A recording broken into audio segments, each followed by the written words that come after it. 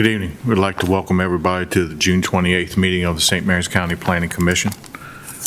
Our meeting is being recorded for the public record this evening. Any comments made by anyone present must be recorded as part of the record. Therefore, if you have anything to say, you must come up to one of the microphones provided, or when giving testimony online or through your telephone, you need to give us your name followed by your statement. Your comments cannot be recorded and placed in the record unless they are done in this fashion.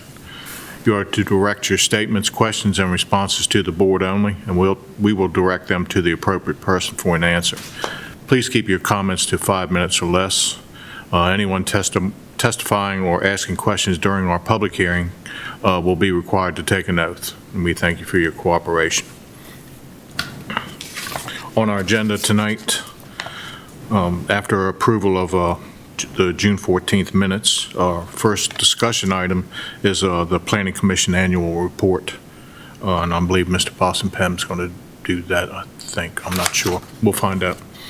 Followed by our only public hearing of the evening, and that's for zone number 21-0008 for the Pike and Ford property rezoning request, 23595 Pike Lane and 23556 Three Notch Road.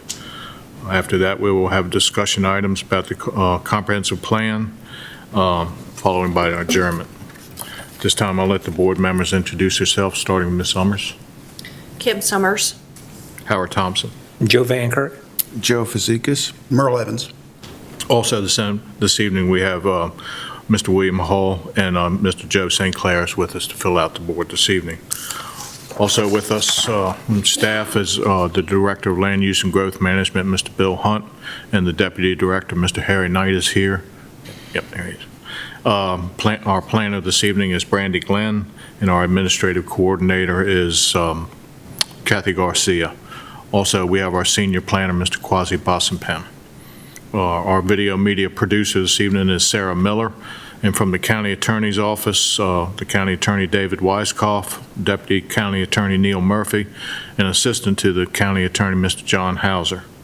From the Department of, from the Metropolitan Commission, let's see, we have Andy Balkin, and I don't know that we have anybody from the Department of Public Works with us this evening. Okay. Did everybody have a chance to review those minutes? Do I have a motion to accept them? I'll make the motion. Say, don't everybody jump on that at one time now. Okay, I have a motion by Mr. Fazekas. Do we have a second? I second. I have a second by Ms. Summers. Okay. Well, we'll vote on that, and we'll do roll call vote because we have two members that are coming to us through Zoom. Ms. Summers? How do you vote on that? Yay. Okay. Mr. Van Kert? Aye. Mr. Hall?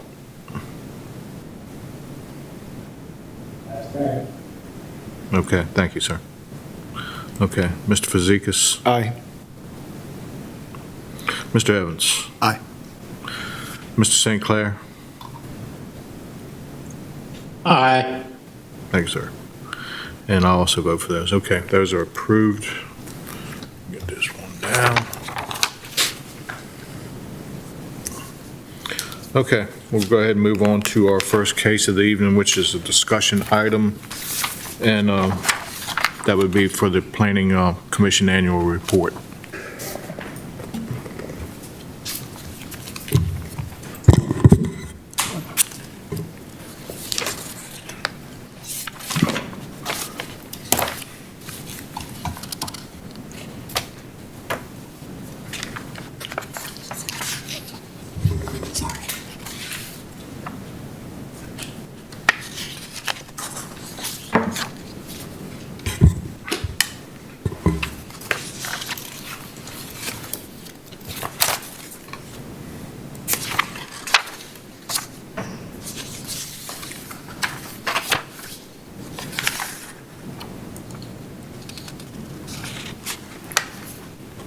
Good evening, Mr. Bossenpem. How are you?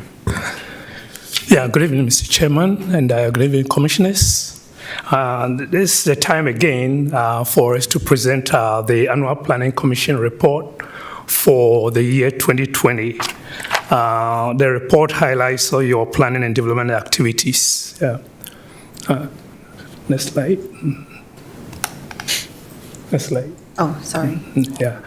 Yeah, you're operating under the legal authority of the Land Use Article 1, Section 207B of the Annotated Code of Maryland, and that's the authority, for you all to plan for the development and to enact and enforce laws relating to land planning and zoning, which is derived from this Land Use Article, Annotated Code of Maryland. We realized that 2020 was a year of COVID-19 pandemic, and we had a serious 2020 meeting agenda. During the 2020 calendar year, the Planning Commission met a total of 24 times. The meetings were held in person between January and early March. The COVID-19 pandemic caused a brief pause in meetings between March and April. Your meetings resumed in late April as staff, the Commission, and stakeholders in the community adjusted to a virtual meeting format. This annual Planning Commission report is the document by which the St. Mary's County Planning Commission reviews its accomplishments. It highlights development activities, growth-related changes, planning projects, and issues considered by the Planning Commission. It includes concept site plans, minor subdivisions, comprehensive plan discussions, comprehensive plan and comprehensive water and sewage plan amendment recommendations, and capital facilities discussions. Looking at the number of activities, we look at both the new residential permits inside and outside the PFA.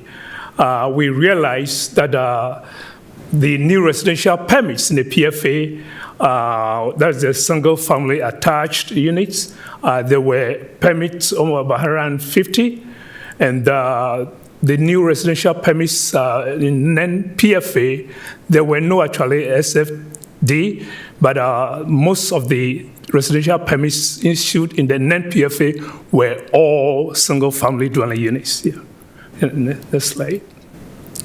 The Planning Commission recommended to the Commissioners of St. Mary's County for approval of their amendments to the St. Mary's County Comprehensive Plan for consistency with the St. Clement Shores Wastewater Treatment Plant area and priority funding exception area within the sewer service area.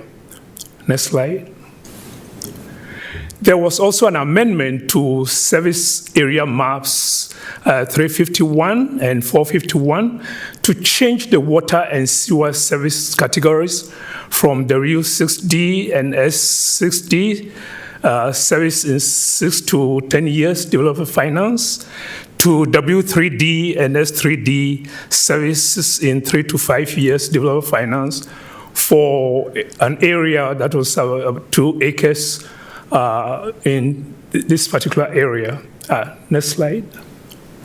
There was a second amendment to the service area map, 334 and map 434, that also changed the water and sewer service categories from W6D and S6D, service in 6 to 10 years developer finance, to W3D and S3D, service in 3 to 5 years, all developer finance, meaning there were 2 CWSA amendments. Continue. Regarding capital improvement projects and budget discussions, you all discussed the St. Mary's County capital improvement and budget requirements. You discussed the MEDCOM capital improvement plan and budget, and also you discussed the St. Mary's County Educational Facilities Master Plan. Next slide. Regarding the comprehensive plan update discussions, you all reviewed and discussed the comprehensive plan update. You discussed the state visions, the state plan elements, and the draft schedule chart and timeline for the project. Next slide. Regarding subdivisions, we noticed that there was one major residential subdivision within the PFA, which has 18 lots at Orchard Wildwood property that was Wildwood Property Phase 3B. There were 3 minor subdivisions with 1 lot, each at Landings and Piney Point and the Sana subdivision. Outside the PFAs, there were 17 minor subdivisions that created 19 lots, and 2 commercial subdivisions that occurred within the PFA and created 2 lots. Next slide. In conclusion, the Planning Commission reviewed and approved 16 concept site plans, 1 minor subdivision, 1 planned unit development, a PUD amendment application, and recommended the comprehensive water and sewer plan amendments and comprehensive plan amendments to the commissioners of St. Mary's County. Yeah, that's all that I have. And what we're requesting you is to sign a letter of transmittal to the commissioners of St. Mary's County and also to the Maryland Department of Planning to report this your yearly activities for 2020. Okay. Thank you, Mr. Boston Pim. The annual report was very well done by staff this time. I'm very pleased with it. I don't know if any of the other board members have anything they'd like to add to, or have any questions. I have no questions for you, Kwasi, about your presentation, but in the handout report created for us, detailing a lot of the things you discussed. On the second to last page, it was section 567, planning survey question optional, and under letter A, does your jurisdiction have a bicycle and pedestrian plan? And the answer obviously is no. My question, coming from doing planning in that area in a previous life, what steps would need to take place to authorize some kind of development of a bike and ped plan for the county? Would that have to come down from the county commissioners themselves? Would that be something that would have to be approved in the budget for next year's work program? Or I just want to understand more clearly what needs to happen, and is there anything I can do to push that effort forward? I mean, is it a staffing issue, a funding issue? Are you referring to the last 2 pages? Or? Yes, page 17 of 18. Specifically about the bicycle and pedestrian. Good evening. You're asking what it would take for the commissioners of St. Mary's County to authorize a county-wide bicycle and pedestrian master plan. Correct. The Department of Public Works and Transportation, with the assistance of Mr. Boston Pim, among others, has reviewed an RFP to go out to consultants for an overall transportation plan to update the 2006 transportation plan. In that transportation plan, there is some mention of and sidewalks. So, I guess there's 2 ways to do it. I'd like to be able to talk this over with Mr. Dietrich to see which way he would prefer to go, whether or not he thinks it would be appropriate to include a specific task for the kinds of plans, bicycle and pedestrian, or it might better be approached with a separate RFP to do that plan as a standalone in conjunction with the transportation plan. I'm not sure how he would view that. In the MPO area, we have done some work along those lines, but how to expand that to the county without MPO funding becomes a question. Yeah, actually this morning in my discussions with the director of Public Works, whilst we were going through the transportation plan that RFP that he's preparing, there was a discussion on the bike plan, which I think he might be able to elaborate upon it, into what is going out now. Yeah. Okay. Yeah. I mean, I'm sure it's acceptable to have it as a component of the larger transportation plan. That's often done. I just don't want to see some of those needs being overlooked in the larger scheme of things. I mean, and my particular concerns, I live in Lexington Park, in that development area. You see issues where sidewalks are built and then they're not built. People either using them because they don't feel safe on the shoulders of the road, but I see, electric wheelchairs. I see people, walking in grass where the sidewalks don't exist, and, some probably low-lying fruit opportunities for the county to reach out and make those little connections. And I think with the MPO, we discussed that as well in previous meetings. So, just trying to bring that up to the forefront again. That's Actually, with what my director has just said, the MPO, the current complete streets plan that is being prepared has a lot of details that we are doing on the bike trails and other sidewalks within the MPO area. Now, once that is complete from the MPO, is that something that the county could then adopt? Is that something that will come our direction to adopt or suggest adoption by the county? Is that how that would work with the next steps? Yeah, In Callaway, some developments there, and noticing also there were some sidewalks components that might have been missing, or opportunities to create linkages where they did not exist.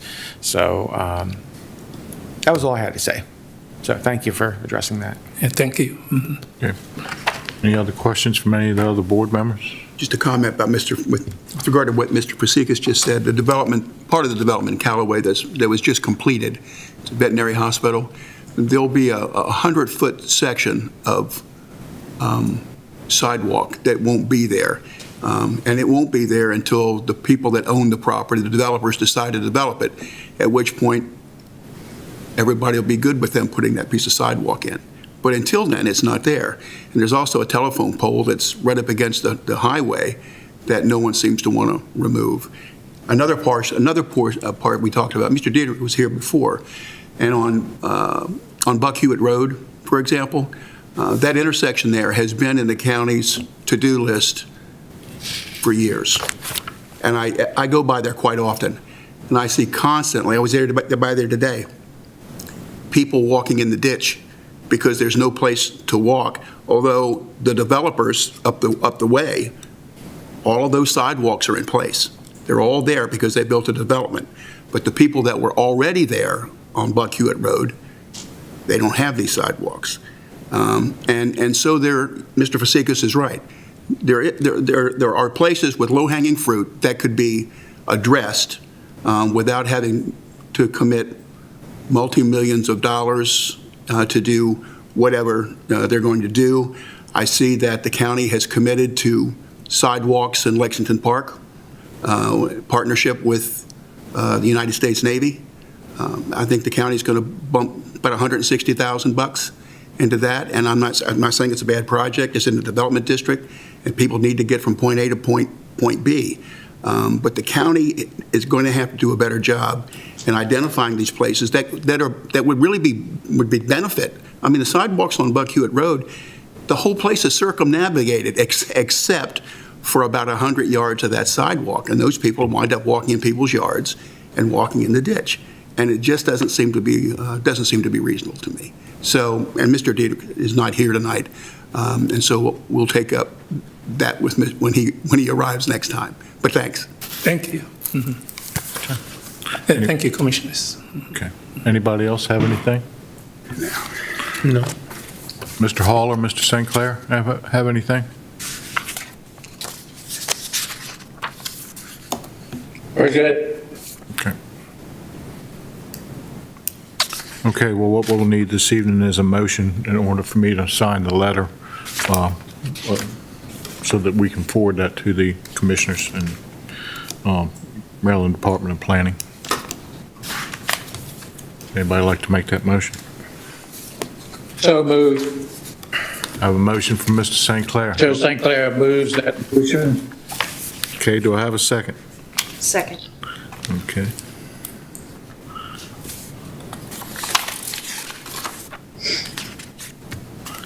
Okay. Voting the same way, Ms. Summers? Mr. Van Kirk? Aye. Mr. Hall? Aye. Okay, Mr. Fazekas? Aye. Mr. Evans? Aye. Mr. St. Clair? Aye. Okay, and I'll also vote that. Okay. If you'd like, I can give you that letter. Yep. There you go. I'll write very quickly.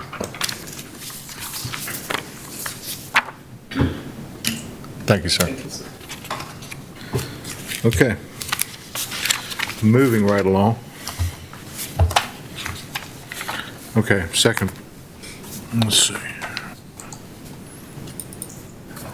Our one public hearing tonight is, let's see, let me get this up here.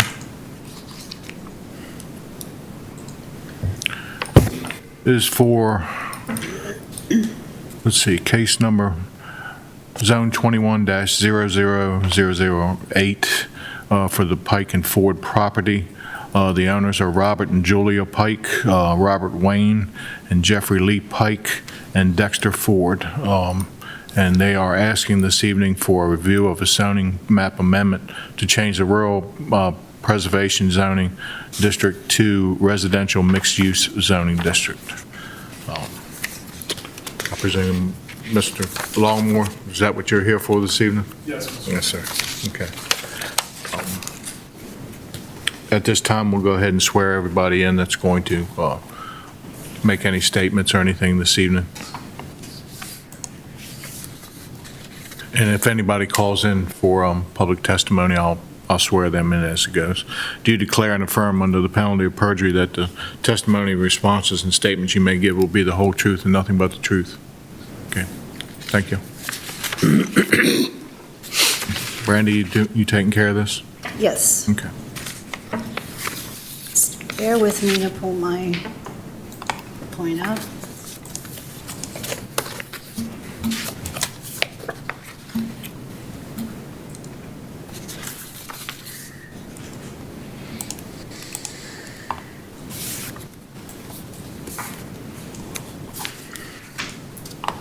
Okay. So can everybody on Zoom see this? Can the planning commission members see this? Yes. Okay. Perfect. Mr. Hall? Yes, sir. Okay. Excellent. Thank you. Okay.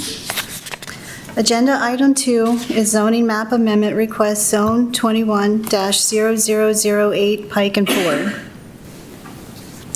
The zoning map amendment seeks approval to change the rural preservation zoning district to residential mixed-use zoning district. The site is located at 23595 Pike Lane and 23556 Three Notch Road in Hollywood. The land use is rural preservation, and the zoning is rural preservation district with an AE4 and an AE3 overlay. The regulations of the rural preservation districts are intended to foster agricultural, forestry, mineral resource extraction, and aquaculture uses, and protect the land base necessary to support these activities.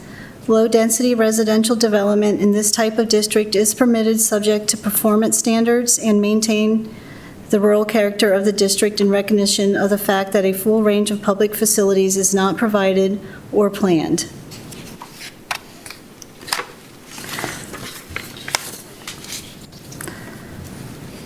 The farmer has the right to farm without being restricted by neighboring residential areas. Restricted hours of operation for a farm neighboring residential areas. I'm sorry, let me try that one more time. The farmer has the right to farm without being restricted by neighboring residential areas. Restricted hours of operation for farm equipment, restricted odor-producing fertilizers, or mandatory noise reductions may not be imposed on farmers in the RPD zoning district. The general intent of the district is to encourage farming without undue burden on the landowner. The regulations for the residential mixed-use district provides opportunities for residential, office, personal and business development, and services subject to standards that will ensure land use compatibility with adjacent residential areas. Per the comprehensive plan, the Rural Preservation District is prime farmland, timberland, and mineral resource lands, agriculturally related industries, and limited non-farm cottage industries, and low-density non-farm residential developments, characteristic of the county's rural character, which are to be preserved for a wide range of economic and aesthetic purposes. Acknowledges continued non-conforming commercial and residential activities on existing parcels throughout the district, but limits their expansion or creation.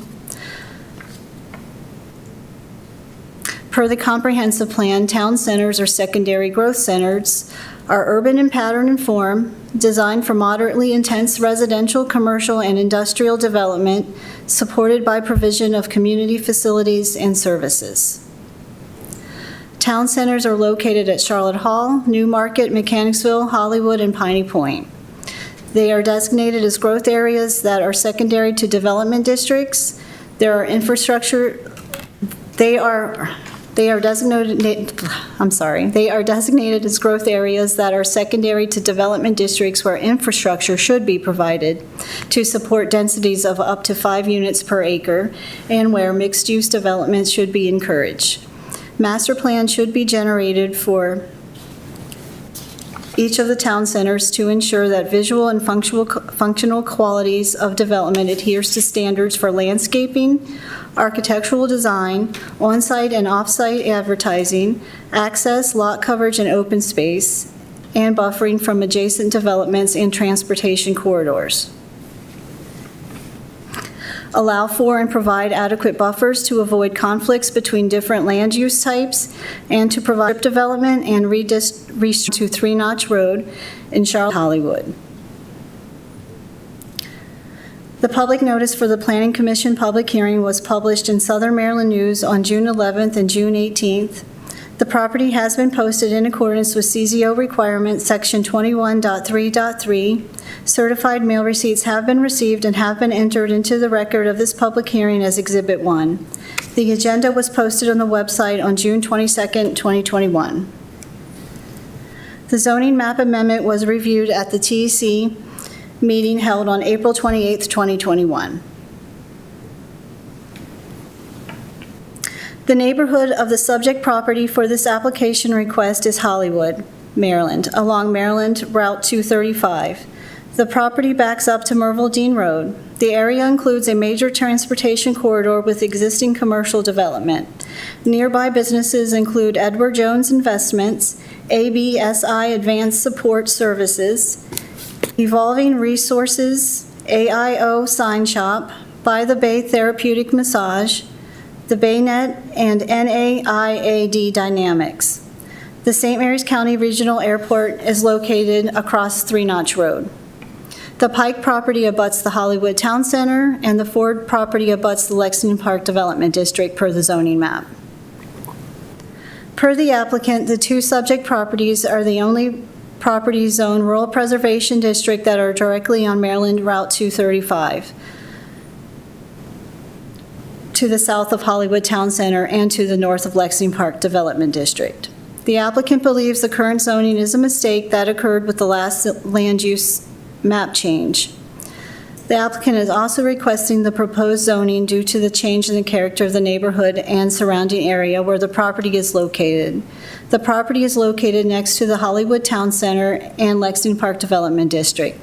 This area of the county has seen and continues to see significant commercial development over the past decade from previously primarily residential uses. The Planning Commission and the Board of County Commissioners shall each hold at least one public hearing on an application for an amendment to the official zoning maps. Such hearing may be held jointly at the discretion of the Planning Commission and the Board of County Commissioners. The Planning Commission shall promptly consider applications for the amendment. The Commission shall conduct a public hearing for map amendments and may conduct public hearings for all other amendments.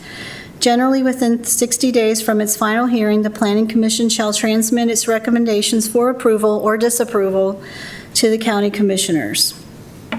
This concludes my staff report and is entered into the record of this public hearing as Exhibit 2. Chris Longmore is representing the applicant. Do you have any questions for me? Any questions for staff? No, okay. Mr. Longmore, you'd like to come up? Thank you, Mr. Chairman and members of the Planning Commission. It's a pleasure to be here with you tonight, and I'm here today proudly representing two groups of property owners, Robert Wayne Pike and Jeffrey Lee Pike. Jeffrey Pike is here in the audience with us tonight if you have any questions for him.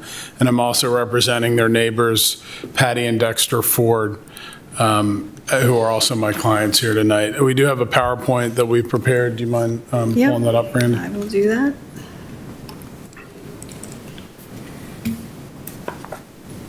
We go to the second slide. Just bear with me.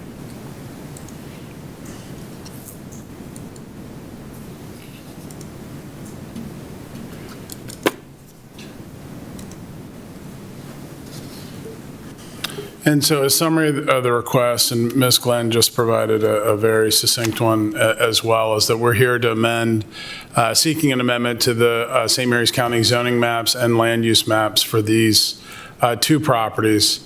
One have Pike Lane addresses that you can see there, the primary address being 23595, and then they also have a 3 Notch Road address on the Pike property, and then the 23558 3 Notch Road in Hollywood, which is the property adjacent to it. And I have some maps that I'll show you, as Ms. Glenn had just done.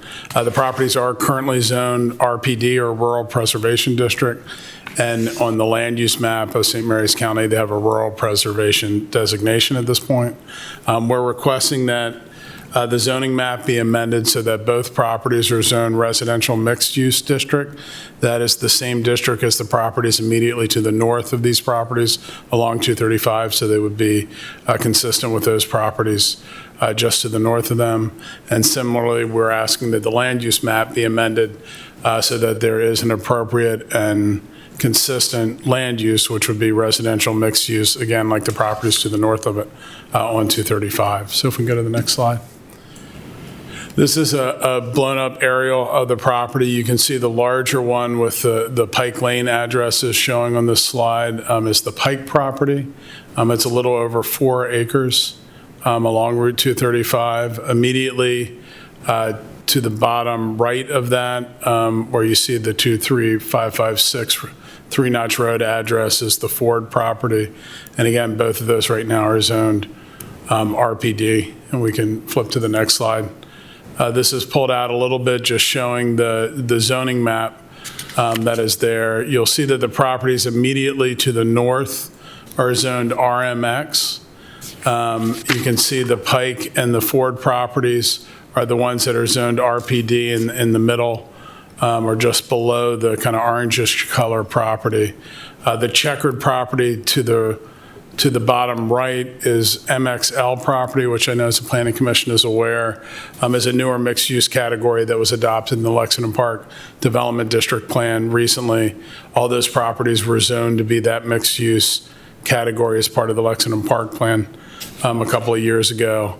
And then to the right, as you're looking at these properties, which would be to the northeast, the properties directly behind them are mostly RL properties, with there being properties to the north that are RPD on the other side of Merville Dean Road. And I will note that this photo appears to show that there might be some RMX zoning on the Pike property. We've confirmed with staff and the GIS folks that the entire Pike property is zoned RPD right now. It's not a split zone property. So just to make that clear for the record. If we can go to the next map, this is the land use map as it exists. And again, this, like the zoning map, I think really tells the reason why we think there was a mistake in the original zoning. You can just by color and visually see that these properties really are an island of RPD located right on 3 Notch Road in between these other mixed-use zone properties. You can see that the residential mixed use in purple is, again, to the left of this property, to the northwest. That is the land use category we're requesting these properties be changed to. Again, immediately to the southeast of our properties, it's mixed use, low intensity is the land use, which again was a designation that was reviewed by the Planning Commission and adopted by the Board of County Commissioners during the Lexington Park Development District Plan process not too long ago. To the northeast is residential, low-density land use, and then rural preservation, again, to the north on the other side of Merville Dean. Can we go to the next slide? As I know the Planning Commission is aware, and I know we discussed this a little bit at your last hearing, the amendment process is set forth in Chapter 28 of the zoning ordinance. And like last time, we're really in the middle of that process. We had submitted our application to the Land Use Department, which requires confirmation by the director that it's complete. As Ms. Glenn shared, I believe it was April 28th, this application went through the TEC agencies. I'll note that their comments are attached to the staff report and there are no objections to our request. And then we're at the step that's in bold, a review by this Planning Commission, and we're seeking a recommendation to the Board of County Commissioners that they adopt the changes that we propose, which will be our next step in the process. If we go to the next step, and again, this is the language from the zoning ordinance, which I believe you saw in the staff presentation, as to the role of the Planning Commission in this process. That's an excerpt directly from the zoning ordinance. We can go to the next one. So the Maryland legal standard for rezoning requests is, I, on behalf of my clients, have to prove one of two things, either that there was a mistake in the original zoning of the property or that there's a substantial change in the character of the neighborhood since the last rezoning of the property. And again, as to the mistake, the language that's here is that when you're rezoning from one commercial subcategory to another, there's a lesser standard for doing that. I will note that the Pike property has had commercial uses on it in the past. It does not now, but it does have multiple residential properties on it that would be non-conforming in the Rural Preservation District. So we think that's analogous to we're changing it to a zone where it would not be as non-conforming as it is in the Rural Preservation District. We can go to the next slide. As to the mistake in the original zoning here, as I think those maps really showed, this property really is an island of RPD on that area of Route 235. And staff shared some of the excerpts of the comprehensive plan and the zoning ordinance, which we've also highlighted here, showing what the purpose of the Rural Preservation District is and that land use. And to highlight kind of the zoning ordinance language, the regulations in those districts are intended to foster agricultural, forestry, mineral resource extraction, and aquacultural uses, and to protect the land base to support these activities. We'd submit that where this property is located, we don't believe there's really any way to use or develop the property to support those uses because it's simply not in the right location to be zoned RPD, and we think that is the basis for why we think it was originally zoned incorrectly. If we go to the next slide, the other standard is to show a change in the character of the neighborhood. And as staff mentioned, these, not only is the only RPD property, but they're sandwiched right in between the Hollywood Town Center, which is next to the development districts is our most intensely developed centers in the county. And we are just north of the Lexington Park Development District. So these are only two properties that are sandwiched in between those two. And we believe that both the Town Center and the Lexington Park Development District in these areas forms the neighborhood that has changed since the last rezoning. And we believe that a reasonable interpretation in this case, and I believe this was in the staff report as well, if you follow Route 235 down to Wildwood Boulevard or a little south of that, and if you go up to Merville Dean near the intersection of Clark's Landing Road, that portion of the road, you can really see a lot of changes in the neighborhood since 2010 when the last rezoning was done. I pulled the dates of the primary structures on those properties becoming into existence. You can see the examples there, the Tractor Supply business, the Dollar General that's there in Hollywood, the development activities in Oak Crest including the theater and Aldi and the Flex buildings that are under construction now. They also have concept site plan approvals that are in process, as I know the Planning Commission is aware. As mentioned, the staff report and in our submission, there's been a very significant development activity around the St. Mary's Airport, which is almost directly across Route 235 from this property, and that's an area that I know the Planning Commission has supported and the county commissioners have as a way to diversify our economy and support development in that area. There's also the office building that's been approved for concept site plan just below the Bollywood property, and I know the Planning Commission is well aware that there's also a hotel that received concept site plan approval and related commercial uses on that property just to the south of the Oak Crest PUD. And all of those are just examples of how much this area has changed just in the last 11 years since the last rezoning. That's what we have to prove. We think that that shows that while a lot of those properties may have been residential at the time of that rezoning, it certainly has become more of a mixed use commercial and office type uses on that corridor. So we believe that our property would be appropriate to be rezoned for that reason. So if we can go to the next slide. So the summary of the request is, again, that we can't see any sound policy reasons why these properties where they're located should be zoned RPD on that major thoroughfare with the other properties and uses around it. They are sandwiched not only between two mixed-use categories, but in between a town center and a development district. The character of this neighborhood along Route 235 in that area of Mervaldine Road has changed substantially since 2010, which was our last rezoning. And again, the primary evidence is a significant commercial development that we just highlighted. So if we go to our last slide. So our requested action is that this Planning Commission recommend the amendment of the St. Mary's County zoning maps, that it be rezoned from Rural Preservation District to RMX. Again, we asked for that category. That is the property that is immediately north of this property from us. That is the properties that are in the Hollywood Town Center. We did not ask for the mixed-use categories that are in the Lexington Park Development District, even though they do allow for some additional uses the way they were drafted. We're aware that the Planning Commission made those new categories, and they only exist in the Lexington Park Development District right now, so we thought it more appropriate to ask for a use that was not designed solely for that or that only exists in that development district at this time. And similarly, we are asking so that this zoning map amendment would be consistent with the land use maps, that those maps also be amended to redesignate the land use from rural preservation to residential mixed use. And that's a summary of our requested actions. Mr. Pike is here certainly to answer any questions tonight, but we appreciate your consideration. We'll be happy to answer any questions you have. Okay, are there any questions? Chris, I had a quick question.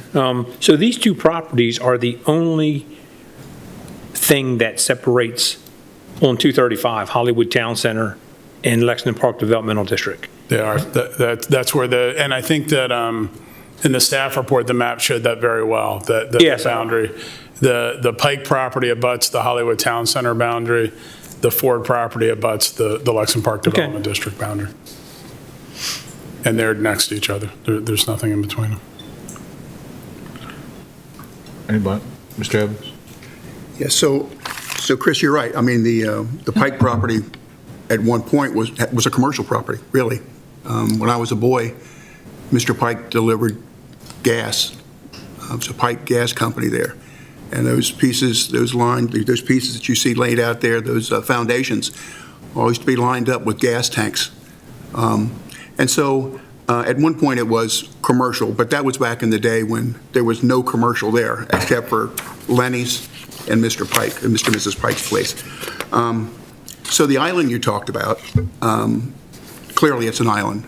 But I think that island was created by a succession of rezonings along that roadway. And I certainly agree that the community has changed.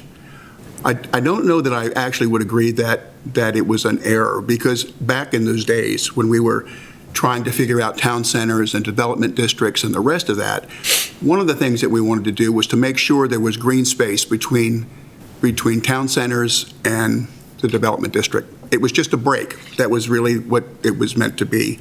And whether or not this is RMX or transitional, whatever. My fear is the connection, the ultimate connection of a town center and a development district.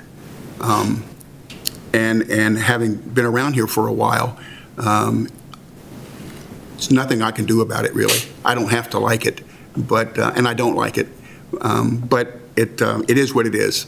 You know, the horse sort of left the barn when it comes to St. Mary's, and we sort of just have gotten used to just saying, well, it's okay, you know, and then pretty soon it's connected, and now and so now here we are, and yet we still, and I'm back on my soapbox again. We still haven't done what we need to do with regard to village and town centers and infrastructure to make it the way it should be. So I'm not opposed to the Pikes and them getting this rezoning. I mean, I grew up, I knew both those families, but back in the day, it was outside of Mr. Pike. It was the only piece that was commercial. Everything else up there, you could have gone for miles and miles and not seen anybody. And again, my only problem, my concern is the connection of the town center and the development district. There's very little reason to call them for them to be independent. They may as well just be one thing or the other. So anyway, that's really all I had to say. Any other board members or comments? Okay, hearing none, I'll open it up to, go ahead and open it up to public testimony. Do you want to call, see if we have anybody call in?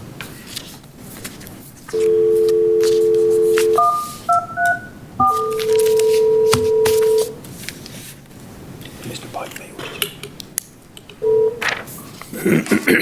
We have no public comment at this time. Thank you. Thank you. Did your property owner say anything? I didn't- He's here and available for questions, Okay. but I think we summed up the substance of our request in my Did a presentation. fine job. Yeah. Okay, we're hearing none. We'll go ahead and close public testimony. And since you don't have to rebut anything, we'll go ahead and open it to the board for deliberations. I know the property north of that, that was changed a while back. It was considered for a dentist office and a couple other things. This is like you say, there's not much farming going to go on those two pieces of property. One of them was commercial at one time, as Mr. Evans said. I can remember as a child riding by on the bus. I won't say how long ago that was, but anyway, it was right around your time, not too far out. And the Fords are right next there, and they're not only are the properties close, but the families are close also. So I'm sure they came here together to get this changed. So that's all I have to say. Does anybody else have anything? Mr. Well, Fazekas? just from the staff report, the purpose of RPD is to maintain the rural character of the district. And just when this application came my way and I looked at the packet, there's no rural character left to be preserved on 235 right there. So whether it was an overlook or whether it was just a victim of the changes over time, where it might have made sense, back in 2010, I don't think it makes much sense these days to keep it RPD because there's nothing really left. I can't see a farmer in his tractor driving down the shoulder 235 to go and farm these properties. That's not realistic anymore. It wasn't the intent, I think, of this the zoning. So I think the application makes sense. Any other board members have any comments? Okay, hearing none, I'll accept a motion. If somebody would like to make one on the case. I'll do it. There we go. In the matter of Zone 21-0008, Pike and Ford having accepted the staff report and having made a finding that the objectives of sections 21.2.2 and 28.3.2 of the comprehensive zoning ordinance have been met, and noting that the reference project has met all of the requirements for a map amendment approval, I move that the map amendment rezoning request be recommended and approved by the Commissioners of St. Mary's County. Okay, I have a motion. Do I have a second? I'll That was second by Mr. Fazekas. Okay, we'll do roll call vote. Ms. Summers? Aye. Mr. Van Kirk? Aye. Mr. Hall? Aye. Okay, Mr. Fazekas? Aye. Mr. Evans? Aye. Mr. St. Clair? Aye. And I also vote aye. Thank you, Mr. Thank you Chairman. for your presentation this evening, Mr. Long. Good luck you all to the very Pikes much. and Forts. Have a good rest of the evening. Thank you.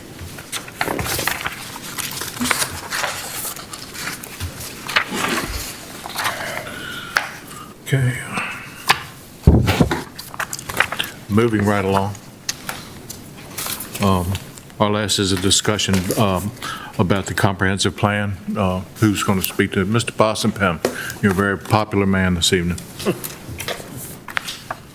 I'm going to take advantage of a desk for note taking. Okay.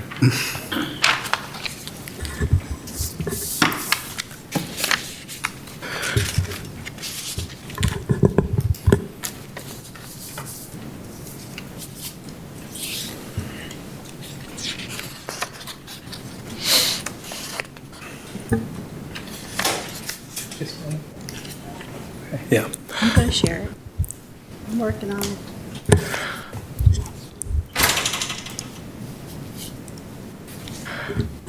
Yeah, Mr. Chairman and Commissioners. Yeah, we are here again on the comprehensive plan update. Just to bring you up to speed, since the last time that we discussed the comprehensive plan and invited the public, to submit comments and others, we've had almost about 15 people who have actually expressed their interest, to be part of our review group, on the comprehensive plan update. Following up on this, we also have been working with the IT group, to do the land use elements, to prepare maps and others for analysis. And we're here to present to you and for you to review and discuss the questionnaire, which we intend, to use SurveyMonkey to be online, and then also we have hard copies to be placed in about 10 different locations within the county. The questionnaires are about 21, and what we are asking is your review and to see if there are any changes and others that you want, to these surveys. We believe this will afford an opportunity to residents to let us know what is most important, to them in terms of the comprehensive plan review. So we'll appreciate to hear from you if you've had an opportunity to take a look at the questions, and then any other additions that you think you could help us, include in the survey. Thought you did a very thorough job, Mr. Boston Pym. You and staff and the department did a good job on this survey, I believe. Does anybody have any comments on it? I'm just glad to see all the older plans up there, and from all the ones I looked at, they're actually text, not just a scanned picture. Don't put me wrong with that one, which makes it a lighter download for some of the people who are dealing with satellite internet at their homes, who don't have good high-speed internet. So that barrier of being involved in the planning process, you guys made that very low, so I'm glad to see that. Okay, thank you. Quasi, I just have one question. How, moving forward, how will we address the need, how do I put this? The CWSP and this document have to mesh for it to work. How do we address the need, I guess it's in the comprehensive plan, for failing systems, for the need for sewer in places? I mean, how can we address that? I'm fearful of moving forward with the comprehensive plan. I'm a bit fearful of down the line failing systems. Old lots didn't have set-asides. You know, they don't, today we require it, not so much for others. And again, I'm back on my soapbox again with regard to this, to the water and sewer. Water and, you know, land use goes where water and sewer is, bottom line.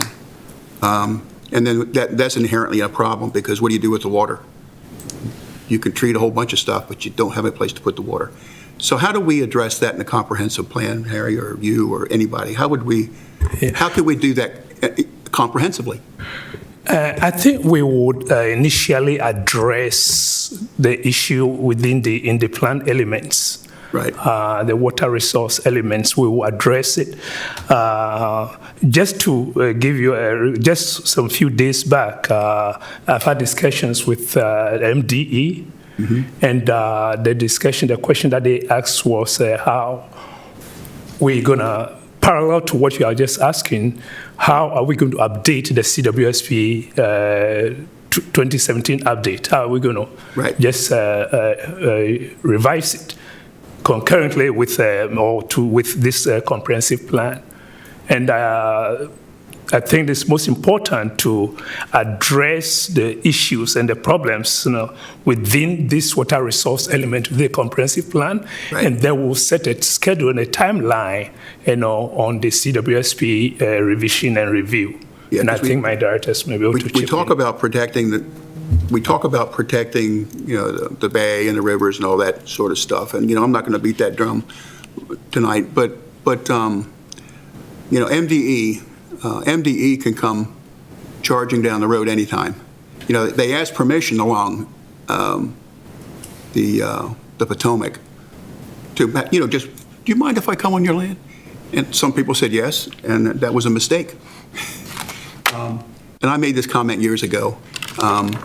There are places in the county, if it were to be tested, if they take those little tiny pink pills and throw them in the toilet and everybody flush at one time, a lot of those districts would all turn pink. It's in my view, it's vitally important to address that. And I don't know, I'm not in a position to know comprehensively how we're going to do that. And it's not without expense. When Mr. Erickson was here before, he has a pipeline that's reached its expectancy. How about that? And they're going to have to replace it. And Metcom's going to have to pay for that.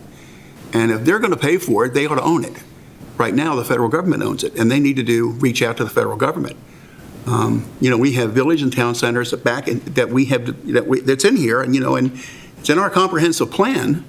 And in the comprehensive plan, it suggests that we should be doing master plans for village and town centers. And I know there's pushback with regard to doing small area master plans.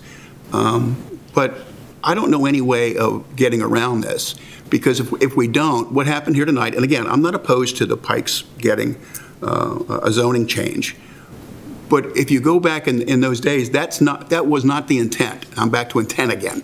That's not the intent. The intent was not to have one giant development district that runs into a town center. It was not meant for that to happen. So for us to move forward as a community, we're going to have to figure out a way to address the water issue. I mean, ask the people out west about water, and certainly the waste issue, because MDE is not going to allow any more discharge into the rivers or the bay. They're simply not going to do that. And so you're going to have to figure out, somebody's going to have to figure out, where the water goes. And if you expect this community to continue to grow, in a responsible way, then you're going to have to put development in village and town centers and in development districts where the cost of infrastructure is much less than it is running pipes down 235. So that's a long-winded way of saying I want these things to move together, comprehensively. Yeah, actually, this afternoon, I had discussions with Metcom also in terms of how they want to be very much involved, with this comprehensive They plan. have to be, yeah. Yes, and also we'll work together with them. Yes. And Metcom benefits Planning from new Commission, yeah. subscribers. So, okay, thanks, that's all I got. Quasi, I have one more suggestion. You're asking for the people filling out the survey to provide their email. You might want to specify so that we can follow up with you with additional questions. We're not just collecting information about you, but we hope to give you more information or to forward you the results when the survey is complete. That always, when I'm doing that, I feel better knowing how my email is going to be used. And then secondly, maybe consider asking for the zip code. Okay. See, are we getting more responses from the development district? Or are we getting a nice, rounded group of people, completing this? Okay. That'd be my Thank only you. suggestions, really. Ms. Summers? Actually, I have two questions. My first question is, I would assume that the last comprehensive plan prior to that being implemented, that a survey like this had been sent out at that time as well? Yes? Yeah, if you read there's a section in the 2010 comprehensive plan that I think they contracted a company, Okay. to do public surveys, and they summarize just a brief summary of their responses. Yeah. And so do we have any idea what the participation rate was on that? And do we expect? The report actually says it's just about 2-3 paragraphs. They never highlighted any extent of the response rate. They just cited areas in which people's concern were. Yeah. Okay. My next question is, some of these questions are open-ended. Yes. So who is going to be compiling all of the comments, and how is that shared with us? And how is that information that is provided to us in this survey going to be used to help us make our decisions and to know how we stand? Yeah, when we drafted this, we contacted SurveyMonkey, and then actually with my director had discussions with the IT guys, and there will be a way, to analyze the answers and to be able to figure out not only the response rate, but a form of a dashboard, and then so many other operations, to be able to analyze the data and the answers that are being given. Yeah. So it will be staff collecting staff will be manning the dashboard, as they call it. Yeah. And apparently, when you set up the dashboard, you can actually I'm going to say assign certain keywords or such that will help categorize responses and collate them. And then we would certainly present it to your commission in report style. This is your survey. We've got to collect this information to help you update the comprehensive plan. Yeah. And so we've got some really good feedback tonight. And if there's any other questions you think we should add or rephrase a question, that's why we're here tonight, to try to fine-tune the survey before we release it to the public. Yeah. So in my past life, I conducted a lot of surveys. Wonderful. Yeah, so I guess I haven't. A couple of the open-ended questions just kind of have concerned me in that I feel like when you ask people to do surveys, you certainly want to make it as simple as possible. This is exactly the kind of advice we need. Yes, because, if people have to type in, long sentences and explain themselves, a lot of times they'll just stop and they won't, they'll just won't finish. Quasi and I actually differed on this. So he wanted to say in one word, and I felt that was too limiting. But we certainly seek your guidance on this. Okay, so just a suggestion. For example, with the 6.0, what are the major challenges St. Mary's County will face in the next 10 years? I'm wondering if maybe we should go back perhaps and think about the categories that could potentially be, is it infrastructure? Is it, transportation, education, whatever? And should we provide them with some topics that they could possibly go, oh yeah, I hadn't thought of that, or maybe I need to pay attention more to that. And it's just a lot easier for someone and more user-friendly if they can check boxes rather than having to type in sentences. Right. The same goes with 5.0, the greatest impact on improving the quality of life for St. Mary's County. Sometimes if, maybe you just think of, what would that be? Is it more recreational facilities? Is it whatever? You guys know, what the kind of answers you're looking for. But maybe the person who's taking the survey might not think of some of the things that need to be addressed. But if the options were there, I think you might gather more information, and it might give us, as a commission, a little bit more to go on. Mm-hmm. Just a thought. Oh, good suggestion. I actually I'm sorry, Joe. Go. agree with Ms. Summers. It doesn't prevent you from also having an open-ended saying other. So you choose 10 or 12 different check boxes, and none of the things that I was concerned with are listed there. I can still fill it in, but it's going to make collecting the data and aggregating it much easier, and maybe give us a little bit better data that we want to see. Couple quick things, Quasi and Harry. On question 14, it may be common sense for a lot, but not all. Let people know they can choose more than one. Somebody may say, oh, I like a lot of the things about this community, but I'm going to choose recreational resources because I love the water. But let them know they can, however you choose the word, that whether it says may choose more than one or choose as many as desired. Or You think it would help to choose more than one and rank them from nothing wrong with doing that either. Put whatever your favorite to. So I think we get a lot of responses that way. Okay. And I had one more comment about 21. I don't think you have anywhere near enough year span of living here. I mean, there's no difference in somebody living here 2 years or 3 years. Yeah. I really think that needs to be 1 year or less, 1 to 5, 5 to 10, 10 to 20, 20 to 30, and then maybe 30 plus.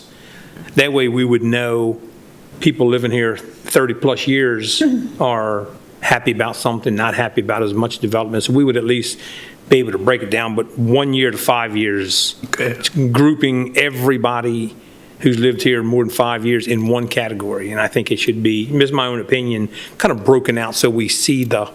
Can you repeat those again a little slower? Your breakdown?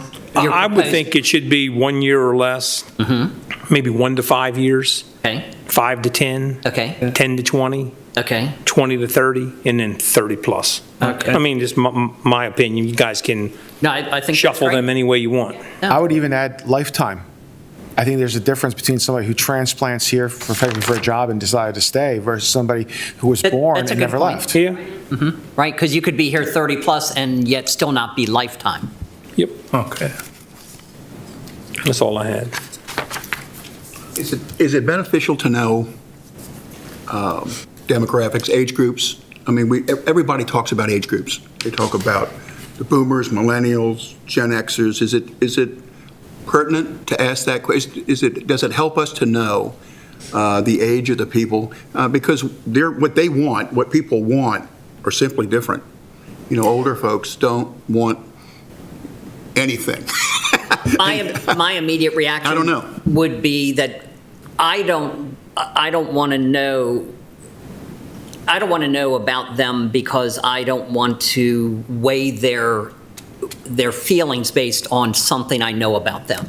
So whether it's age, gender, ethnicity, I don't. We're trying to find out. Yeah, we're from personal. Oh, no, I'm just, that was a question. So we're I trying. don't We're know if trying it's to helpful. see. Do 70% of the people agree on this subject?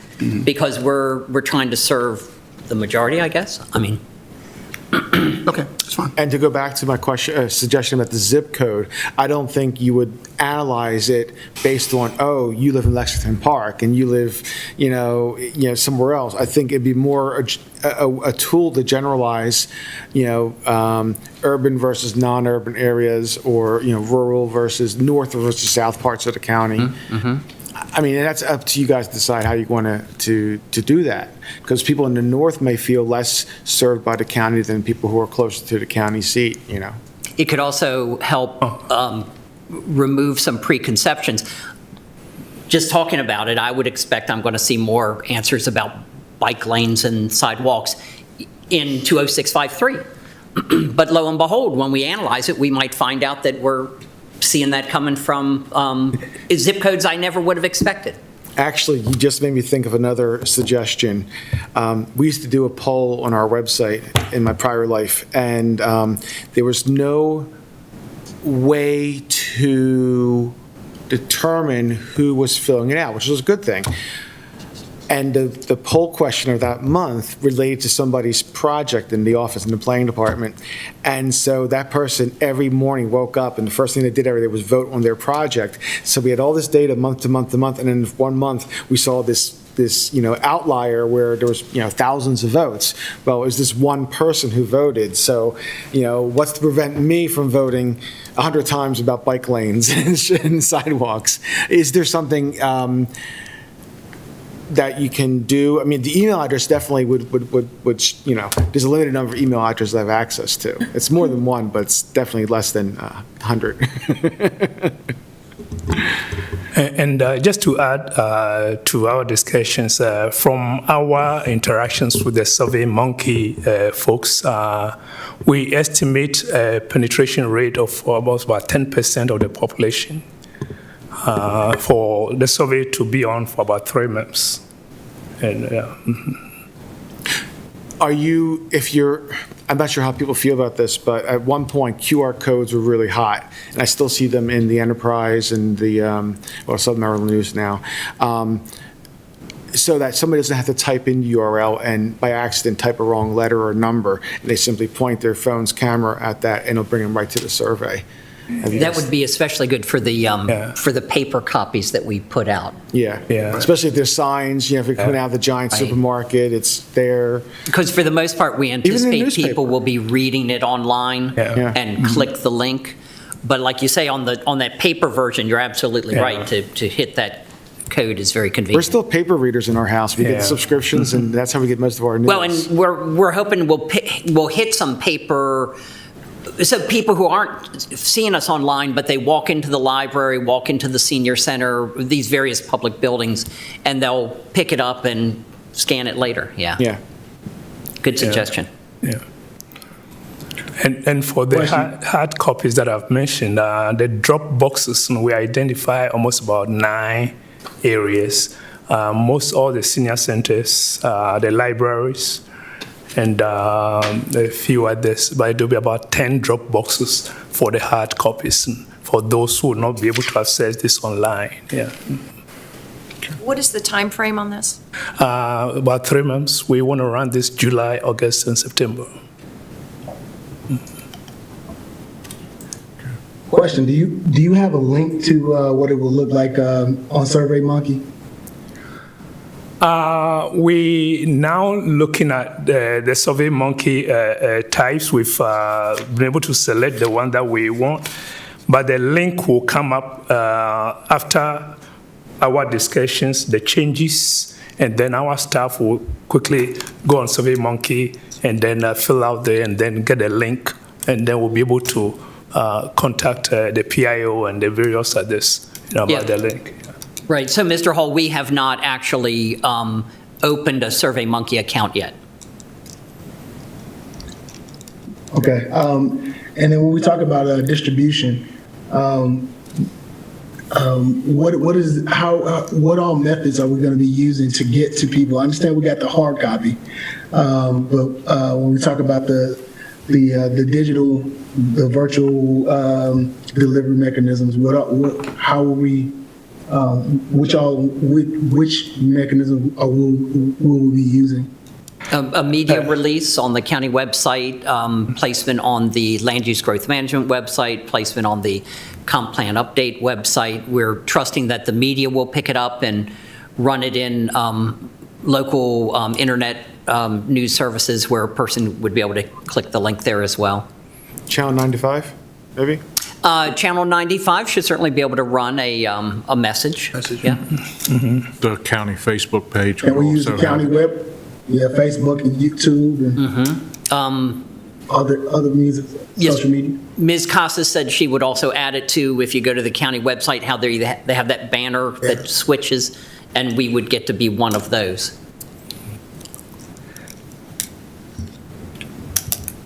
Is there a way we can get a virtual flyer and everything that we can distribute and would you be willing to work with community groups to help get the survey out to make sure that we're getting the opinions from all groups of the county, or for all areas of the county? Sir? Yeah, Mr. Hall, I actually started developing the community groups apart from the 10 identified Dropbox areas. And I'll be glad to maybe send the list out to you and any ones that you have, so that we could actually, when this survey starts, we could reach out to them. But the community groups we've used in various projects, I have a list of them, and we intend to incorporate this into the survey process. Yeah. But I think in addition to what Mr. Hall was suggesting, there's one thing when I get an unsolicited email from the county. There's another thing when my coworker sends me an email, hey, check this out. And I could just see my wife, her friends don't read the local newspaper. They get a lot of her planning news through me. And she'll tell them, the next morning, oh, this is what's going on in the county. So, if an email was sent out, even just to us, that we could then forward, that looks official, it's from the county, and saying, hey, take a shot, rather than me having to look at the newspaper and typing something, just have something that's easily pass alongable. That's a word, pass alongable. But you know what I'm saying, like so that it looks official. You can see it's from the county. But I, as a concerned citizen, I'm now letting my peer group and stuff, my neighbors and Clubs, nonprofits, organizations that we can share this with, and then they can share it with their membership, et cetera. Yep, absolutely. We need to cast a wide net to hope to get that 10%. So one thing I would like to suggest, being that this is a 4-page survey, maybe you could release it in phases. I mean, because some people won't. I mean, if I sit here and I realize I have 4 pages, sometimes I don't have the time. And so, if you have a few special questions that we highlight to make sure that people address those, or if we can have a phased approach to releasing it so we can have more people participate. For us with a short attention span. Okay, thank you. Okay, anybody else? I just have one other comment. I did a survey for the sheriff's office some time back. And what happened is what Ms. Summers suggested. The first one that went out was a little open-ended, and the response was not what we had hoped for, although we didn't know what we had hoped for, to be honest with you. So, but when we did the second one, which was a little more succinct, it was easy. Just check a box, fill in a little dot, whatever it was.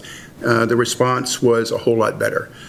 I know we had this discussion, but I don't recall what came of it. I know that when we did it for the survey, we reached out to the superintendent of schools, and I don't remember who it was then, probably Martin Martirano, probably. Anyway, we were looking for any avenue where we could get these surveys in the hands of as many people as we could. And I don't remember what the comment was. The comment, and I don't suggest that we should have children become postmen, but a lot of children in this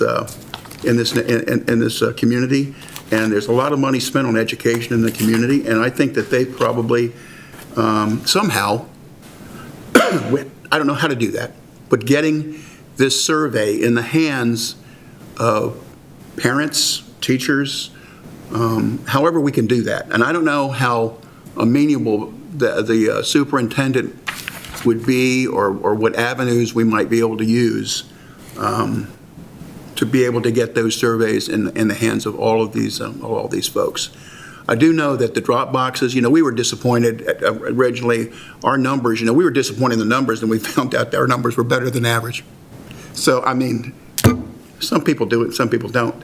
So, but I do, it would be a good idea if we could try to get them, into the hands of educators and parents. I think it'd be a big help. So. Yeah, thanks. Now, would the board feel more comfortable with the notes that you've taken this evening and implement them into this and seeing it again? Or do we want to, we were asked this evening to go ahead and release it, make a motion for them to go ahead and release it. Now we've given them a lot of ideas and a lot of information to put in there. What do you guys want to do? Do you want to take suggestions, incorporate them, and then? You said it was time sensitive, and that's why Yeah. I want. We're looking forward to get it out as soon as possible. Okay. Would we need to see that, or is that something they could send us email and still be approvable? Well, you can't approve by email. I mean, you can only make an action as a planning commission in open session. We'll just have to see it at the next meeting then. Okay? Yeah. I mean, I was asking Mr. Weiskopf, is that something, we could approve tonight only if we got to see it by email, but that's kind of a. Yeah, I think it would be better off if it was the responsibility of the planning commission rather than the responsibility Well, I know it's of you time guys. sensitive, so what's our next meeting, Brandy? July 12th. Okay. That give you all enough Couple time weeks? still? Sure. Want somebody to say we took too long, we were dragging. or anything. I don't want. No, it's our fault. We didn't have it perfect when it came here the first time. You did very well, but it gave us a chance to expand on some things, so we appreciate that. Yeah, not a problem. I mean, we're still moving ahead with setting up the SurveyMonkey account. Okay. And our staff person will get familiar with the dashboard, get it ready, and then when we have the final questions, approximately 2 weeks from now, we'll plug them in and launch it. Okay, well, we can see it at the next meeting. We should be able to go ahead and turn it loose. Okay, Very good. thank you all. Thank you. Thank you. Okay, is there anything else this evening we need to go over? Hearing nothing, I'll accept a motion to adjourn. I'll make the motion that we adjourn. I have a second. Second. Okay, all in favor of the motion, say aye. Aye. Any opposed? Aye. Okay, we're adjourned. Thank you. We'll see you next meeting.